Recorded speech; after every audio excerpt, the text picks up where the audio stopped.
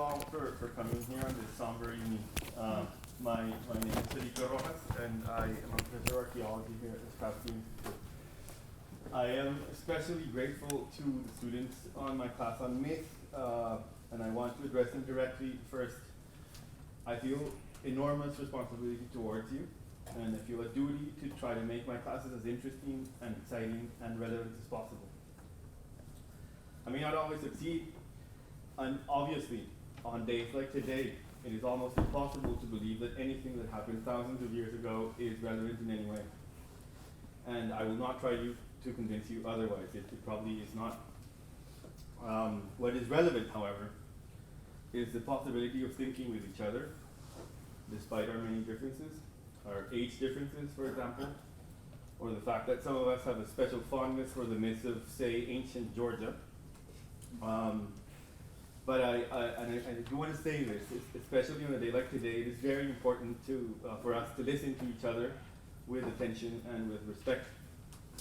Like for any other of my classes, I made preparations for my freshman seminar on myth with much excitement. And one of the things that I wanted to do was to bring scholars who I thought were open-minded and innovative and sensitive to differences. And curiously, and I think it speaks to sort of perhaps my lack of organization. I did not know any of the three scholars whom I invited personally, but I had read them very carefully.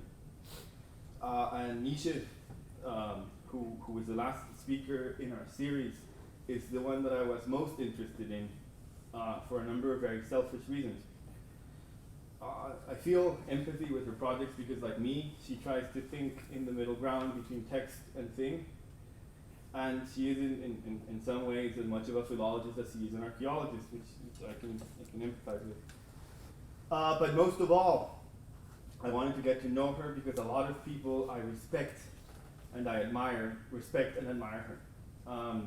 And so on a day like today, I'm gonna sort of not, I think it's superfluous to dwell on her academic credentials. She has a lot. And I just want to give you Naoise, so please join me in welcoming Naoise Mac Sweeney.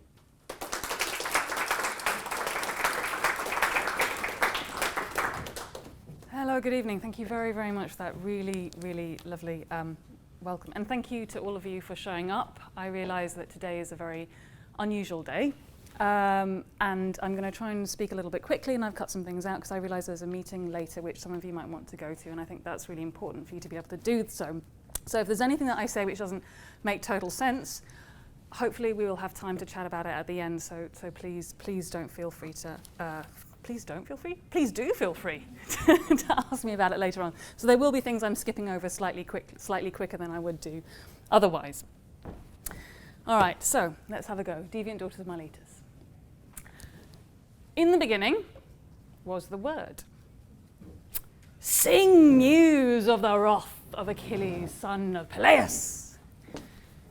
Stately plump Buck Mulligan came from the stairwell bearing a bowl of lava. So this is a talk about stories, and it's about kind of stories of beginnings, which is why I've started off with a bunch of beginnings of stories. And I've done this partly for rhetorical reasons, because it's nice, but mostly because I want to illustrate how the start frames the whole. The way that things kick off set the tone for everything that is to follow afterwards. And it's from this, the power of beginnings, that foundation myths draw their appeal. A tale of origins is actually less often about the actual origins than it is about identity. Explaining where you're from is a way of explaining who you are. So foundation myths are not really about the past, or at least they're not just about the past. They're also very basically, fundamentally about the present too. So what I want to do in the next kind of 30-ish minutes, 32, 33 minutes, is unpack this idea a little bit more. And it's not going to be strictly an archaeological talk. There's some archaeological elements to it, but there's some historical elements too. And what I want to do specifically is tease out a little bit about the way how foundation myths worked in antiquity. Now, firstly, this involves looking at how they worked on and in society, so as in what kind of functions they had within society, but also how they shaped society too. And then secondly, in practical terms, I want to have a look at how they worked internally, structurally, relationally, and how they managed to do what they did. And I'm going to be doing this in relation to a particular body of foundation myths, the myths associated with the cities of Ionia. I'm sure I don't need to kind of explain these to you. They're more or less here on the, either depends on your frame of reference, on the eastern side of the Aegean or on the western side of Anatolia. It depends where you start off by looking. Roughly between Smyrna and Miletus here. I'll come back to them later. Here's kind of a little kind of narrow look at them. Now, the foundation traditions from these cities have been preserved particularly well, and for various reasons. They're a particular rich body of material to be working with, and they have some particularly exciting elements to them. So towards the end of this talk, I'll be looking at them in a bit of detail and then zooming in specifically on Miletus and in the Hellenistic period particularly. What I hope to achieve by the end of this talk is to demonstrate something new about Miletus specifically, about the region of Ionia more generally, but also to come to some kind of conclusions about the nature of foundation myths, how they work in ancient society, and what they do for discourses of identity. So first of all, let's think a little bit about foundation myths themselves. Now, the first thing I want to kind of emphasize is that they are everywhere in antiquity. They were told in histories, geographies, mythographies. They were sung in poetry. They were dramatized on the stage. They were symbolically enacted through civic ritual. Their images adorn public buildings, the walls of tombs, houses. They're emblazoned on coins, furniture, sarcophagi, painted pottery. They are encoded in ritual calendars, and they are echoed in the choice of personal and family names. People in antiquity, in the broad sense, were obsessed with their origins. And it's not because they were really interested in history in the past, it's primarily because they're such a good way of constructing and articulating identity. And one particularly vivid illustration of this is what happens in Western Anatolia after the kind of arrival of Roman rule. Now, it's a very old map, I'm sorry about that. But when Rome kind of establishes its control over Western Anatolia, it establishes the new province of Asia, including, crucially within it, the city of Ilium, or Troy, which, as I'm sure as you all know, was said to be the mother city of Rome. Rome is said to have been founded from the ashes of Troy. Now, what's interesting, over the next couple of centuries, as Roman rule kind of becomes consolidated and firmed up, is that a bunch of the cities in this new province start to kind of pick up on the Trojan story. Specifically, what they do is they try to link themselves with allies of Troy during the Trojan War. And we can see this specifically, in particular, at Smyrna and Ephesus.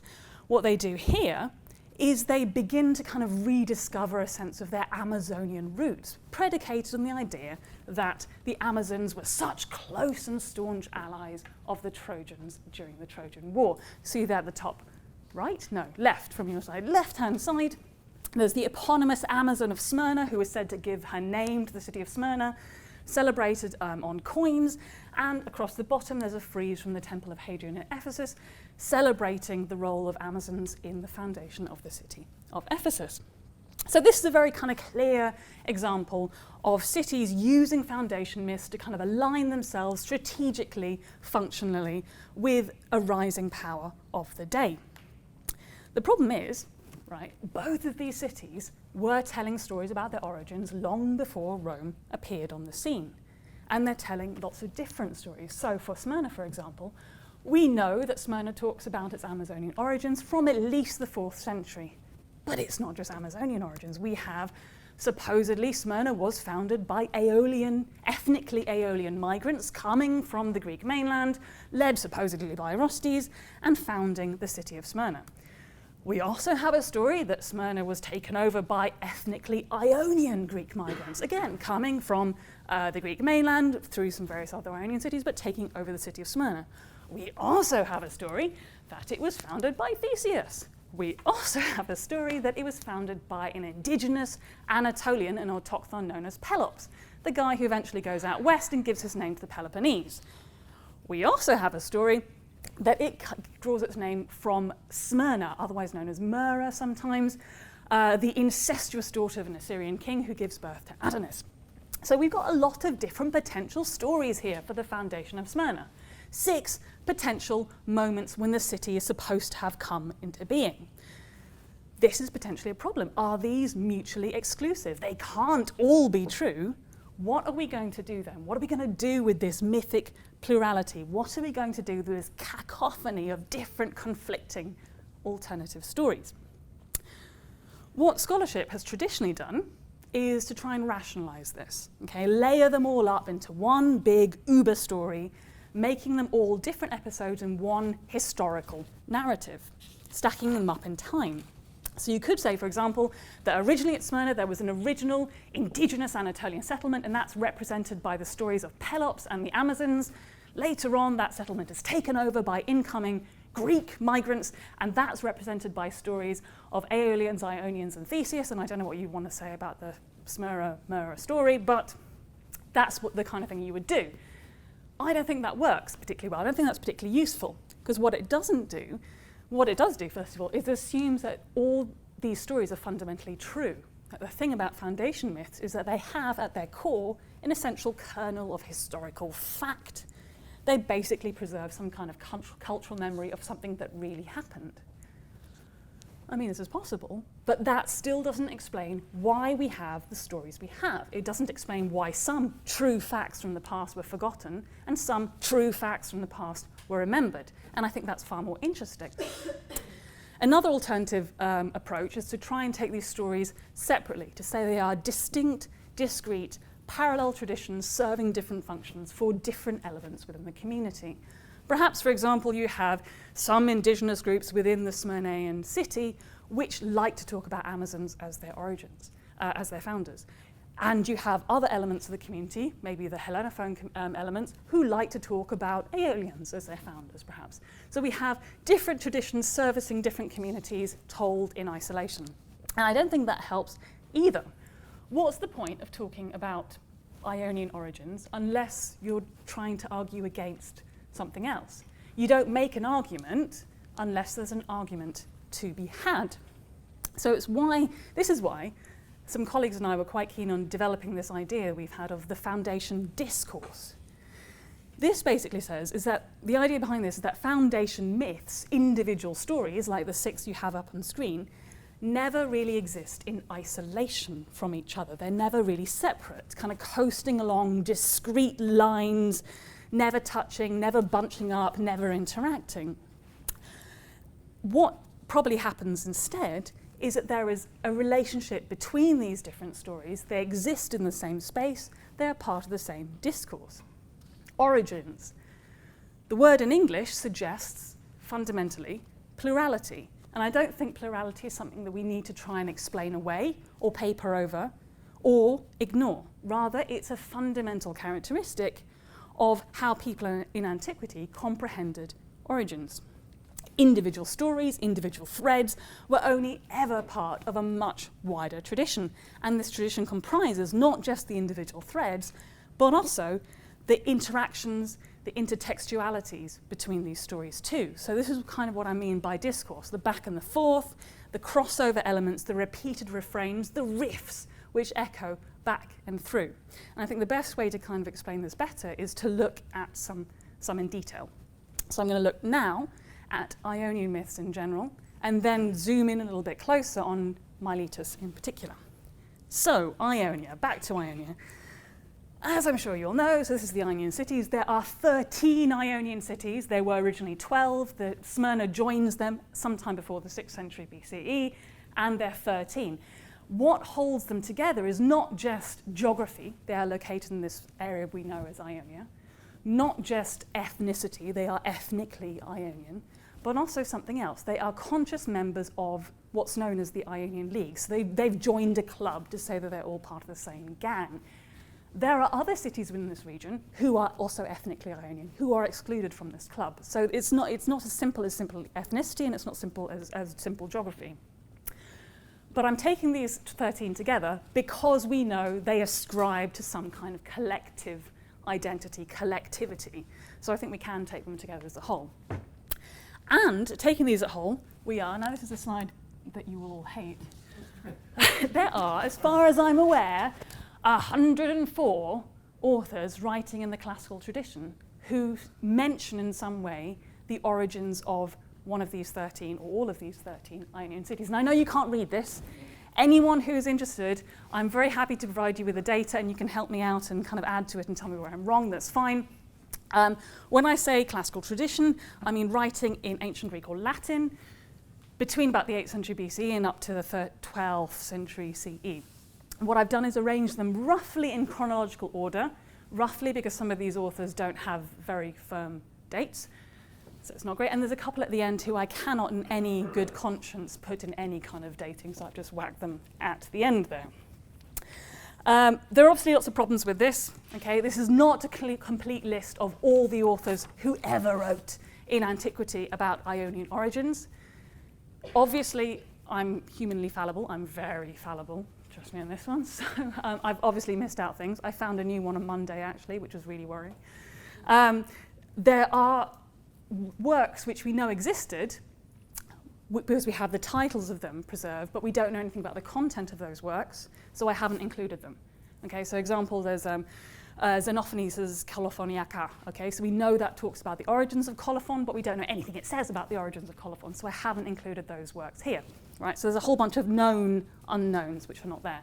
There's also all the unknown unknowns, works which we don't even know the titles of or the authors of, which must have existed. Again, we've got no idea how many things are not up on that slide. But luckily for you, that's plenty to start with. So we've got 104 authors who have written about 450 different texts. I've ordered them by author rather than by text. You can ask me about that later, but let's not go into it now for time reasons. What do they actually say about the origins of the Ionian cities? Now, there are roughly 4 different categories of story explaining where the Ionian cities came from. Now, the largest group of stories, 57 different authors, write about the Ionian cities coming into being as a result of the Ionian migration. Now, just have a quick look at this. Let's read some Greek. No, let's not read some Greek, it's fine. So this is perhaps the best known text, which kind of tells the story in a very quick and easy way. Pausanias says that a bunch of migrants from mainland Greece, but primarily from Athens, led by the sons of the Athenian king Codrus, especially the son called Neleus, he's going to come up again later, so remember that name. They come from Athens over to Ionia, establish the 12 Ionian cities. Bob's your uncle, there we go. That's the story of the Ionian migration. We have just over half, 57 of our authors tell that story. 3 other main types of story also exist at the same time. There are other authors who talk about migrations from other parts of the Aegean, not necessarily Athenians, not necessarily Ionians, but for those migrations being responsible for the origins of these cities. We have quite a few authors again who talk about these cities as indigenous Anatolian foundations, which maybe later acquired a Hellenophone population, but fundamentally these are indigenous cities. And then we have a smaller group of authors, 15, who mention origins of founding heroes who've come over from the Near East, mostly Phoenicia, but perhaps Assyria as well. Now, the eagle-eyed amongst you will have done a little bit of maths and realised those numbers don't add up to 104, right? That's because quite a few authors wrote more than one story. Okay? Quite a few, something between a third and a half of all our authors actively wanted to communicate more than one set of origins for the Milesians, the Ionian cities. And I think this, more than anything, should strengthen us in believing that plurality is fundamentally built in to the way that we see the way that the origins of these cities was understood. It's part of the fundamental structure of how origins were conceptualized. Okay, so if those are the basic stories, what are we talking about when we say kind of foundation discourse? And I think the first thing that we can start looking at is the kind of the shape of this discourse over time. Now, what I've done is a very horrible, blunt tool here, all by bar charts. I've just charted up the median date of all the authors to look roughly at when they're writing in different periods of time. Now, I don't think we can take a lot from this. It's not very statistically significant. But I think we can conclude there are some periods in antiquity where the idea of Ionian origins was more interesting than other times, right? there were some times in antiquity where people cared about it more than other times. And I think this is certainly the case if we compare this just as a kind of a proxy for the number of texts which are preserved, texts which have survived. And I've just got Greek texts up here. I don't have the numbers for texts in Latin, I'm afraid. This has come from Thesaurus Linguae Graecae. But you can see, I think, there are times in antiquity where, relative to the number of texts which we have surviving, there is relatively little interest in the idea of Ionian origins. And I think so from the 3rd century CE onwards, plenty of texts, very few of them bothered with the origins of Ionian cities. Conversely, I think there are a couple of times when the origins of the Ionian cities are disproportionately interesting compared to the number of texts which seem to have survived from those centuries. And I think crucially it's the 5th century BC and it's the 1st century BC as well. Now, I'll come back a little bit to that later.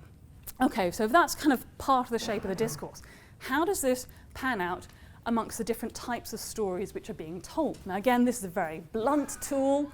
I don't think we can take away a lot from this in terms of kind of statistical significance, but I think there are 3 things which we can begin to take out of this. Firstly, is a very beginning, far left-hand side of the chart there.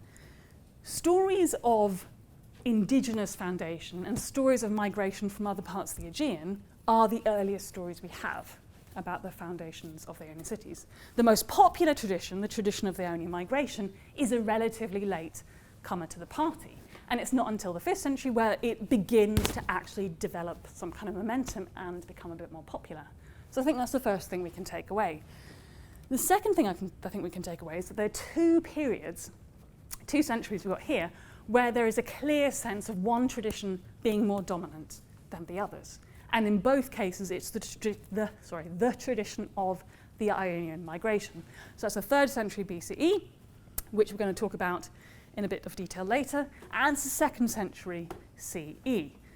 And I think these are the only points on this chart where I think we can actually say there's something going on here with any kind of certainty. Now, the second of these points is 2nd century CE. This has probably got to do with the phenomenon that we call the second sophistic, the idea that the cultural forms associated with classical Athens suddenly become very much in fashion, very much de rigueur during this particular period of the Roman Empire. That's what I think is going on there. And we're going to come back to the 3rd century BC in just a moment. So, obviously what we've got here is only the literary evidence for foundation myths. Now, I hope you remember a whole 15-20 minutes ago that I said foundation myths are everywhere. They're in iconography. They're encoded in the civic calendar, in the cultic calendar. They're there in personal names. So how do we start to layer in all this other kind of multimedia evidence to add to this? Now, we certainly can't do it on the scale of all Ionia because we'd be here all night and I don't have a brain that big to contain that much information. So let's do it just with Miletus. Now, just to remind you, Miletus is the most southerly of our 13 Ionian cities. It's one of the wealthiest, it's one of the most powerful, it's one of the most important, I guess, culturally at least, especially in the archaic period.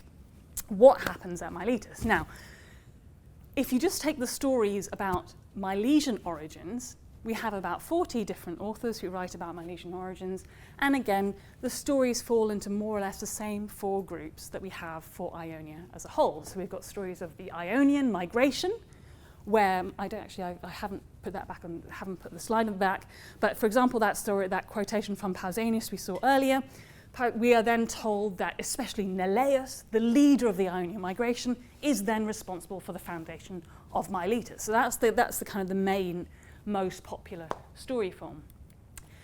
The other story forms, indigenous foundation, we have in the figure of an eponymous autochthon known as Miletus, who is supposed to be a Carian. Here's an example from Nonnus's Dionysiaca, which talks about that.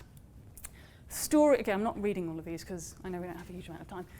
The stories of Aegean migration from elsewhere are dominated by stories from migration from Crete specifically. So again, these focus on the figure of the founder, the eponymous Miletus. But this time, instead of saying he's an indigenous Anatolian, the stories say that he's actually a Cretan. And the 4th set of stories other stories about foundation from the Near East, which says that again, Neleus, this figure of the founder, of the kind of the founding figure, the oikist of Miletus, he's supposed to be, in this tradition, Phoenician rather than Ionian from Athens. Now, those are the four main traditions again. With only 40 authors, I don't want to be doing anything statistical or quantitative with this, but what I'm going to do instead is kind of talk you through in a more qualitative way the kinds of shapes and contours of the discourse as we go through time. Okay, so the earliest kind of sources we get, oh, hang on, here we go. So we've got Homer, which talks about the Carians, the Barborophonos, the funny-speaking Carians of Miletus, very early on. This is followed later, so he's in red, because red is my code for indigenous, right, okay, here. Late couple of centuries later, we get Hecataeus, who talks also partly about Carians, but also about incoming Ionians.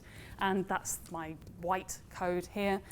And from that period onwards, as we move into the classical period, we get a sense of diversity, a mixed tradition of origins, a tradition of mixed origins. So the purple ones, purple is for people who've talked about Aegean migration, which isn't Ionian migration, and the blue is Near Eastern origins. So we're getting a sense of plurality from relatively early on.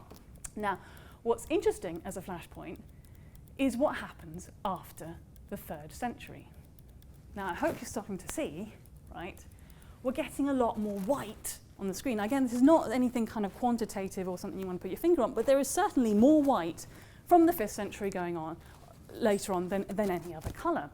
And this, if you remember, cast your mind back to the slide I showed about 5 minutes ago, the 3rd century BC is when this is happening across Ionia as a whole. The popularity of the Ionian migration becomes the dominant discourse, the dominant tradition within the discourse for how the Ionian cities come about. So it's happening at Miletus just as it was happening elsewhere in Ionia. I just want you to bear that in mind. At Miletus it seems to be particularly strong and it seems to last particularly long. Now this is where we start to layer in different types of information. If we have a look at the epigraphic record at Miletus, we see a kind of similar shift happening. Prior to this, especially in the Archaic period, we have a kind of a trend, a fashion at Miletus for people calling themselves names which link up to the Meander River. So we've got Anaximander, we've got Meandrios, we've got Meandromakos, all these kinds of names being used. They're really, really, really popular. And this obviously seems to tap into a local sense of belonging, of rooting in the territory, of rooting in the landscape, of indigeneity. That's what's going on here. However, from the middle of the 3rd century onwards, we see a shift. And one of the kind of best illustrations of this is an altar. Sorry, it's a fountain. That's what it is. It's a fountain which perhaps had a statue on it, set up in the southern agora, which is here. Orange one is the northern agora, blue one is the southern agora. Set up by the demos to Neleus, the founder. Now, Neleus, remember, the leader of the Ionian migration, supposedly the Ionian founder of Miletus.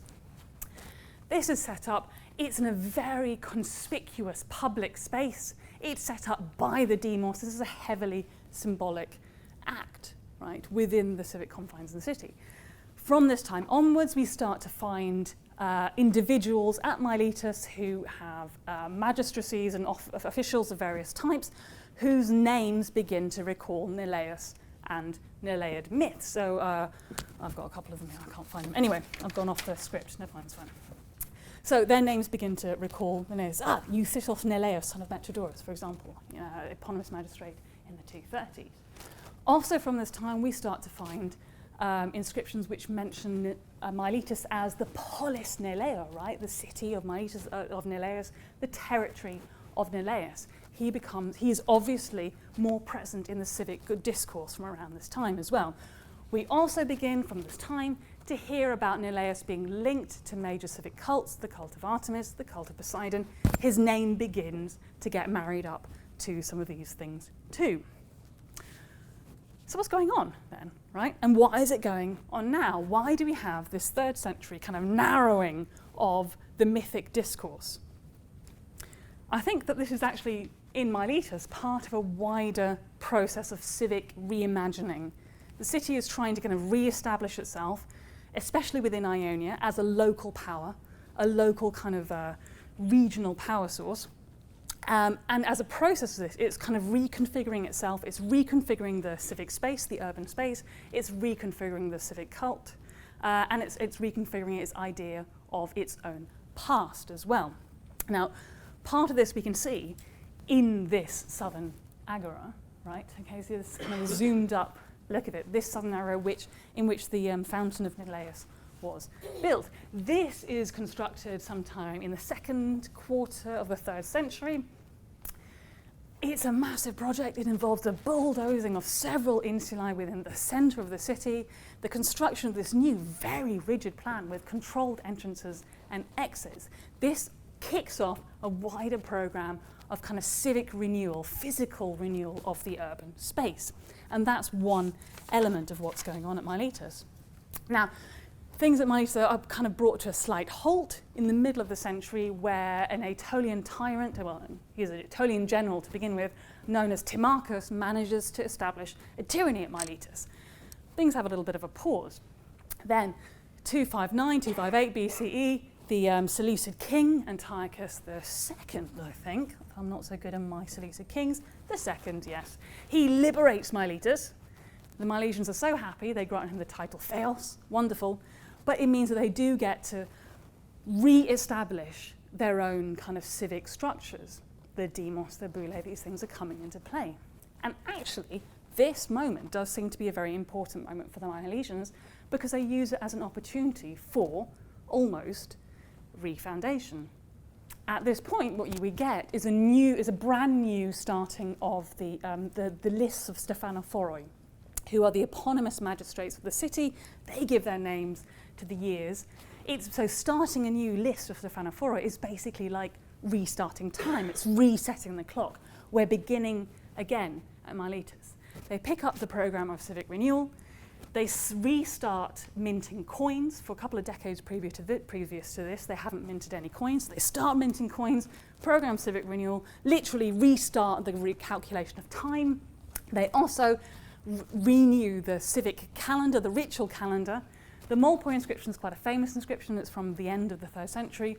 It's often talked about in relation to archaic cult because it seems to incorporate quite a few elements of earlier inscriptions of the New Year festival at Miletus. But I think the occasion of its reinscription at the very end of the 3rd century is significant here, because this is part of this entire program of civic reimagining. Now, of course, the last element of this civic reimagining is this reconfiguration of Miletus's idea of its own past. And let's not forget, this is also the time when the fountain is set up to Naoise, and we start to get Naoise in the epigraphic record too. Why is Miletus doing this now, is the question. Now, as we remember before, this is actually buying into things which are going on more generally across Ionia. So Ionia, as we know, is beginning to buy into this idea of the Ionian migration past as a whole. This is coupled with a renewed interest in the idea of Pan-Ionianness, right? So I mentioned at the very beginning of the talk the Ionian League, the idea of this kind of club, exclusive club of the 13 cities. Very end of the 4th century, beginning of the 3rd century, we get a series of renewed activity at this league. So the Pan-Ionian, which is the headquarters of this club, where they're supposed to meet annually, that receives a new building. We get the new meeting hall there. We get the re-establishment of the Pan-Ionia festival, the annual festival, where representative of all the cities were supposed to come. We get engagement on the part of several different cities using the Pan-Ionian as a means of settling in disputes between cities and internal disputes too. So within this context of renewed interest in Ionian identity, Pan-Ionian identity, Miletus's claims, or Miletus's kind of new interest in Ionianness is particularly significant. As you'll remember, do we have it? No, I didn't put it here. As you remember, from that bit of Pausanias we saw earlier on, that Naoise is not only supposed to be the founder of Miletus specifically, but he's supposed to be the leader of the entire Ionian migration. So what Miletus is doing by emphasizing, celebrating, playing up that Ionian migration myth is actually arguing for its own position as the foremost amongst the Ionian cities, as the leader of the Ionian League. And that, I think, is crucial to what Miletus's project is in the 3rd century. So, was Miletus successful in the last kind of 5 minutes? Did it actually manage to establish itself as the new hegemon of the Ionian League? In an answer, quickly, no. Right? And if we look at the foundation myths of the 2nd century, especially what's happening in the very beginning of the 2nd century, we begin to see it quite clearly, and this is where our deviant daughters begin to come in. The first of our deviant daughters is Byblis, who is said to be the daughter of the eponymous Miletus. Byblis, known for developing an incestuous passion for her brother, pursues him unsuccessfully. And we've got this kind of sexual deviant passion here. Similar theme with the daughter of Naoise. Okay, so let me just go back to them. Byblis, just out of interest, her story first appears at the very beginning of the 2nd century in the works of Aristokritos and Nicander of Colophon. Exactly at the same time, okay, Lycophron, really weird poet, right, absolutely nuts. At the same time, he gets obsessed with this idea of deviant daughters too. So the daughter of Naoise is also talked about as masturbating, wanting to get jiggy in the brothels of the barbarians. Again, this kind of devious sexual deviancy, this kind of weird female sexuality. Well, weird in this sense, not necessarily. I'm not saying it's weird to either masturbate or get chick in the brothel. Never mind. But in the context of Lycophron, he views it as weird. It's fine. We have here a theme which is obviously shared between these different stories. I think it's very significant. Both of these stories get picked up later by later authors, but in this very beginning of the 2nd century, I think it's really weird that this theme appears in 2 different strands, 2 different traditions, okay? The sexually deviant daughter of the founding hero is something which occurs in the indigenous foundation and something which occurs in the Ionian foundation. I think this is obviously speaking to a wider perception of Miletus. Obviously, this is not a perception of Miletus which I think the Milesians would themselves have been particularly keen on. And if you think about where these people came from, Lycophron, we think he's from the central Mediterranean, but Nicander of Colophon especially, he's from one of the Ionian cities a little bit further up the coast, who perhaps were not so keen on Miletus and Milesian expansion of power. So this is perhaps a doing down of the Milesian public image. And I think this comes into sharper focus when we think about what else is happening in the 2nd century at Miletus. We have the emergence of the Milesian tales, or the Milesiaca, which originally is a collection of kind of short, bawdy, lewd stories, which are all about kind of lust and adventure, originally by Aristides of Miletus, but it spawns an entire genre of tales of basically adventure and sex. And they link themselves very, very closely to Miletus. It becomes a genre thing. Miletus becomes the place where you set these kind of comic stories. So much so that within a century we can get Ovid in his exile complaining that Miletus is famous for all this stuff, and how come this guy didn't get sent into exile when I did? And the Milesians are so naughty. Oh, these Milesians. I think this tells us a little bit about how Miletus is now being perceived. Miletus in the 3rd century makes a big effort to kind of present itself with these kind of macho, masculine origins. And within a generation or 2, we get this representation of Miletus in quite a different way. Now, I don't think there's necessarily anything in the history of Miletus which makes it kind of ripe for this kind of lascivious characterization. But there is something, a thread which runs through, especially some of its early foundation myths, which links to unhappy or difficult or problematic female sexuality. So one of the most famous stories about Milesian origins is that contained in Herodotus, which talks about a sexual disjoint between the men and the women of the city who don't talk to each other because of the original foundation, the original foundation of the city, where the Ionian migrant men came, killed all the men, the Carian indigenous men, and raped all the Carian women. It's for that leads to a historical, ancestral kind of sexual divide in the city, according to Herodotus. Again, similarly, Aristotle talks about unhappy marriages. He talks about adultery, within the progeny of Naoise as well. So we have this kind of history within Milesian foundation myths of unhappy female sexuality from the classical period. When we get here into the Hellenistic period, this is becoming deviant female sexuality. And I wonder whether if we think back to the glory days of Miletus, that Miletus was perhaps seeking to recover, whether we have a kind of a slightly different model of female sexuality going on again. Now these are various chicks and birds, and I use the with the kind of double meaning of the meanings of those words advisedly from archaic Miletus. Now, at the very top left-hand corner, they're the famous bird bowls which are produced widely in archaic Miletus. At the bottom left-hand corner, we've got a little quail on a 6th century Milesian coin, and then on the right-hand side, we have the famous Korea of Miletus holding and stroking her quail. Now, as we all know, from reading lots of Aristophanes in the original Greek, which we all do every Friday night, quails are a symbol of female sexuality and love. Quails are a very common love gift, especially for women. Quails and birds are slang for vaginas, right? So here she is holding and stroking her quail. So I wonder whether here there's something going on from the kind of interestingly going on with female sexuality. I'm not quite sure what it is yet. Female sexuality in archaic Miletus, that's a different paper for another time. But I think it was feeding through to the later stories. So, just to wrap up very quickly, because I know we've all got other things to do. What have we learned about Miletus? We've definitely learned something about dynamics of power, civic discourse, what Miletus is trying to do, especially in the Hellenistic period, and what it's perhaps not quite successfully managing. We've learned something about Ionia as a region, the way it has fractures and comes together in sense of Pan-Ionian identity, how that changes over time.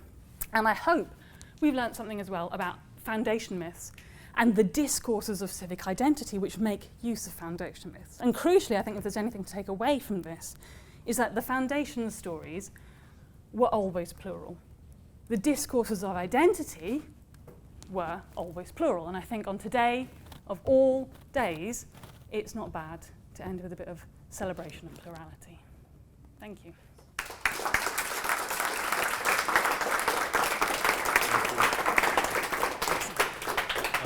So, as I said, anybody who wants now to leave to go to President Paxton's community gathering may do so, or feel free to do so. And if some people want to stay and ask questions, perhaps we can do some 10 or 15 minutes or 10 minutes of questions. And do people have questions? Katie. Nisha, thank you so much. This is really wonderful. I'm curious, you mentioned both the prevalence of names referencing the Meander River, and then also kind of this appearance of Naoise in the record. And I'm wondering if, when that happens, you then see sort of a decrease in the prevalence of names and other references to Meander, or if that continues as another kind of vein of... There's a decrease. Actually, there was a slight rhetorical blur there because the decrease happens a little bit earlier. Okay. So they die out at least a kind of a century or so before. But they're not there's no big trend which replaces them, and then so the trend comes in later. That helps. Can I ask Yeah. So, in one of the things we read for last class was Angelos Miletus' treatment of sort of mythology and Aphrodisias, and he of course, as you do, plays up the plurality, but he also suggests, even though he doesn't have a lot of evidence for it, sort of clashes and factions between the different people sort of supporting different mythological traditions. And I was wondering whether in Miletus you see evidence, not in the text, of the possibility of factions and disagreements about the mythology.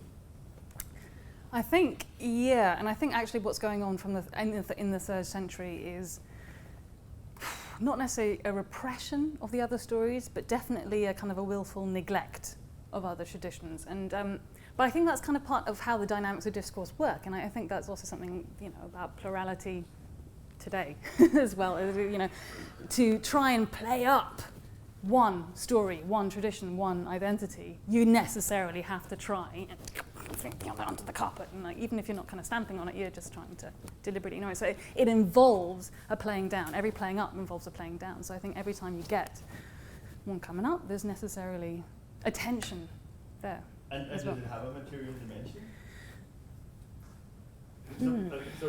Yeah. So Miletus says that the Semiramis and Ninos in the Basilica of Aphrodisias is necessarily in tension with the sarcophagi that celebrate feast days, founders that are sort of genetically related to people, but there's no sort of example of how this sort of clash happens. Yeah. And in Aphrodisias, but also in Miletus and other places, later on in the 4th and 5th century, it is very clear in the city with, say, crosses and carrion axes sort of attacking each other materially, where you have a cross and then the pagans come and then turn it into a carrion axe, and then the Christians come and turn it into a cross again, and that material layering is clear. And so I was wondering whether there's anything similar in the Hellenistic or Roman period. Not that I know, but like now I'm going to go and look for it because that's a really good idea. Yeah. No, I'm sorry. Yeah. Oh, yes. Hello. Thank you so much. You've said that really the rise of this story, attaching the story to Neleus was, my understanding was a kind of a response to a general Pan-Ionian rise of their using the Ionian migration story. So is that true? So do you think that that's only a response? Is their audience, I guess, only the other Ionian cities? Because I might have thought that this trying to promote the story of Ionian origins would have maybe happened in the context of like one of the Athenian empires and trying to boost themselves. Yeah. No, you're absolutely. And in fact, I think that's kind of the traditional view, that it's to do with Athens legitimizing the expansion of the Delian League, especially like in the kind of zenith of Athens in the 5th century. What's really interesting is that when you look at the 5th century, stories of the Ionian migration aren't that common, which is weird, because if it was an Athenian-driven thing, you'd expect that to be the case. But actually, they're way more common in the 3rd century, where it doesn't make sense, because Athens is not in that same kind of position. So I think it actually has a lot more to do with intra-Ionian dynamics than it has to do with relationships across the water, because what the Ionian migration does, that story, is it gives a kind of charter myth for the collectivity. It gives an explanation why, for example, Magnesia on the Meander is not allowed to be part of the club, because it's not part of this. So I think that's what's going on, more than the links back with Athens, which is, we tend to think about the links back, but that's perhaps a little bit our Athenocentric kind of classical goggles that we tend to wear. And I think it's Miletus which is particularly keen on promoting this story, because they have an obvious benefit for doing so, right? You don't get the same kinds of interest so Colophon has a different kind of set of dynamics at exactly the same time, end of the 3rd century, beginning of the 2nd century. They play up a slightly different, they're playing a different game, because it doesn't work for them to play the Ionian migration game. Does that make sense? Okay. Oh, yeah. So you talked about how, what people thought about the origin stories was influenced by, the construction of that fountain in the summer of war, and how that was, I hope you said that. Yes, I think so. Yeah. But, so how much do you think, people's conception of the foundation of their city was influenced by, what they were being told by the government, or how much of it was, coming from just a general sense? Yeah, I guess that's a really good question, because what we don't have, of course, is the great sea of oral traditions and the kinds of things that you would tell your kids at night when they go to bed, and the jokes, the puns that you would make to me, all that kind of wider cultural stuff is completely lost, right? And I guess we can get touches of this maybe through civic ritual or things like that, but there's not a lot to go on.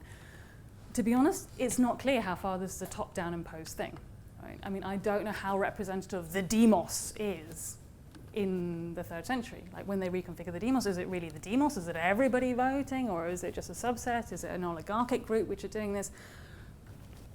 I don't know, right?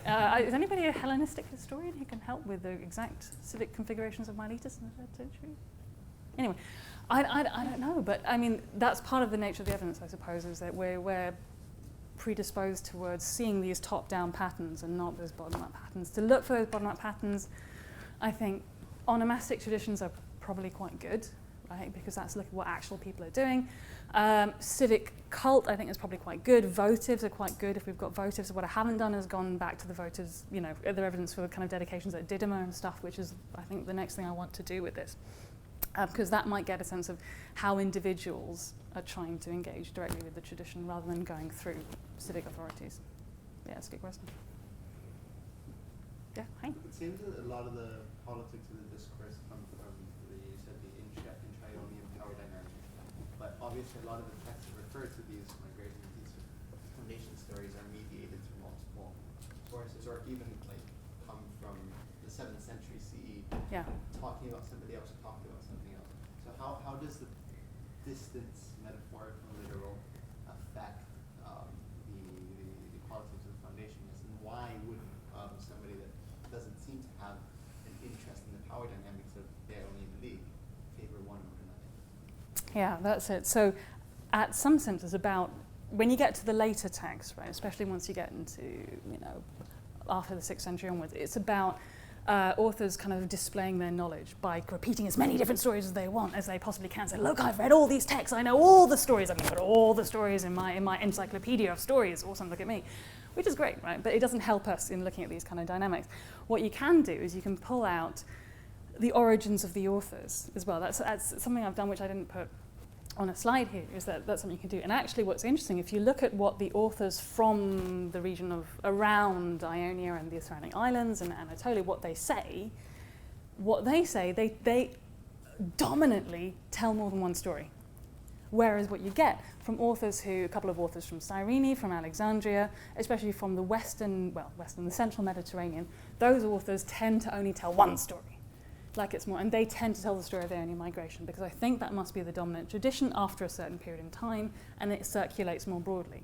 But yeah, geographical as well as chronological variation is really important as well. But yeah, that's one of the things I cut out.